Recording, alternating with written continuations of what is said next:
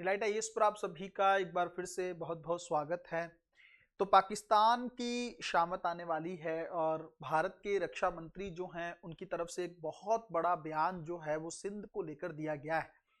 आप लोग बहुत अच्छे से जानते हैं सिंधु घाटी सभ्यता के दौर से यह जो क्षेत्र है वो भारत में काफी लोकप्रिय रहा है।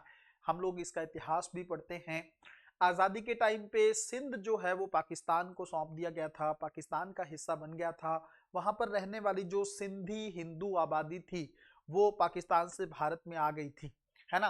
तो अभी एक्चुअल में हुआ क्या है, जो भारत की विदेश नीति में सिंध इतना इंपॉर्टेंट हो गया है, क्या सच में भारत इसको जो है वापस लेने वाला है? क्या अब जो सीमाएं हैं वो बदलने वाली हैं? इसके साथ साथ पीओके को लेकर जो है राजनाथ सिंह ने क्या कुछ बोला है, इन सारी चीजों को लेकर हम लोग थोड़ा सा गहराई से बात करने वाले हैं।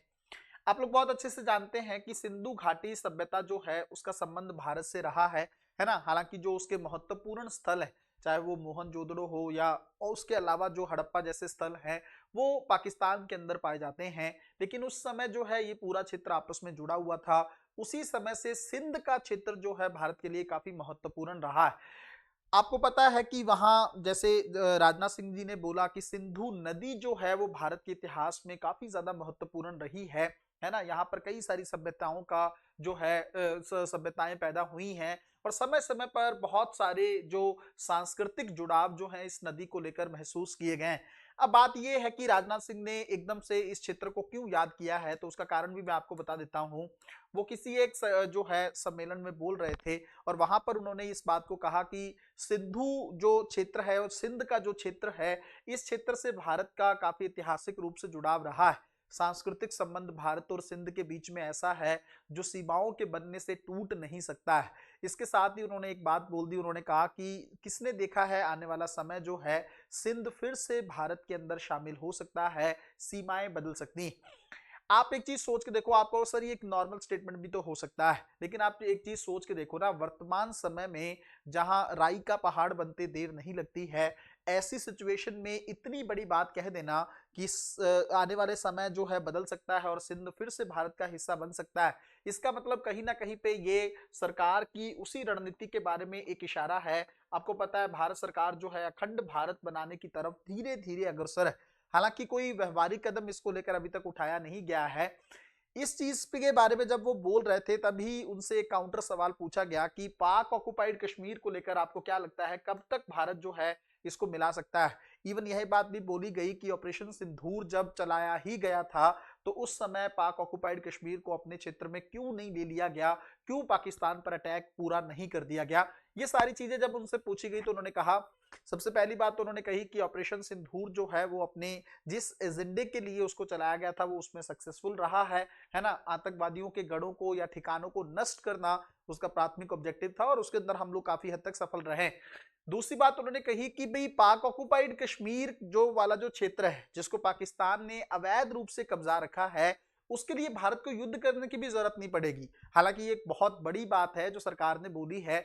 तब उनसे इस चीज का कारण पूछा गया तो उन्होंने कहा कि वहां की जो जनता है अब वही धीरे धीरे विरोध कर रही है, वही वहां पर विद्रोह की स्थिति को उत्पन्न कर रही है। वो लोग पाकिस्तान शासन से प्रशासन से खुश नहीं, इसलिए जब जनता खुद ही विद्रोह कर देगी तो भारत बिना बिना किसी युद्ध के पाक ऑक्युपाइड कश्मीर वाला जो क्षेत्र है वो भारत का हिस्सा फिर से बन जाएगा। इस तरह की बातें उन्होंने कही। अब आप एक चीज सोच के देखो, वर्तमान सरकार की पॉलिसी क्या है ना। हालांकि सरकार जो है इस चीज को लेकर खुलेआम नहीं बोलती है कि अखंड भारत को बनाना है। अखंड भारत को लेकर मैंने पहले भी कई बार बताया है कि सरकार चाहती है कि नेपाल के पास जो क्षेत्र है, भूटान के पास जो चीजें हैं, या अफगानिस्तान में जो क्षेत्र है ना, पाकिस्तान के पास जो चीजें हैं वो फिर से मिलाकर भारत को जोड़ा जाए, है ना। और एटलीस्ट इतना तो क्लियर है सरकार का कि जैसे अक्साई चीन है वो चीन ने कब्जा रखा है, पाक ऑक्युपाइड कश्मीर का जो क्षेत्र है पाकिस्तान ने कैप्चर कर रखा है, कम से कम इसको तो वापस लेने की कोशिश है ही, है ना। तो ऐसी सिचुएशन में इस तरह की बयानबाजी जो है सरकार द्वारा समय समय पर की जाती रही है और मुझे लगता है कि शायद इसको लेकर सरकार कोई कदम भी उठा सकती है, इसमें कोई बड़ी बात नहीं। क्या सिंध सच में भारत का हिस्सा बनने वाला है? अभी के लिए देखो व्यवहारिक रूप से तो ये कथन कहना थोड़ा सा मुश्किल होगा, इसलिए मुश्किल होगा क्योंकि मुझे ऐसा लगता है कि अंतर्राष्ट्रीय स्तर पर जिस तरीके से ऑपरेशन सिंदूर को लेकर भारत को थोड़ा सा दिक्कत का सामना करना पड़ा है। आप कहेंगे सर क्या ये ऑपरेशन सफल नहीं था, इसके लिए दिक्कत हुई या कुछ और कारण था? इसका सबसे बड़ा कारण आपको पता है अमेरिका के राष्ट्रपति ट्रंप रहे हैं। बार बार उन्होंने इस बात को दोहराया है कि मैंने मध्यस्थता करवाई है, मैंने भारत और पाकिस्तान पर दबाव डालकर इस युद्ध को रोका है, मुझे नोबेल पीस जो प्राइज है इसके लिए मिलना चाहिए। इस तरह की बातें उन्होंने बहुत बार की।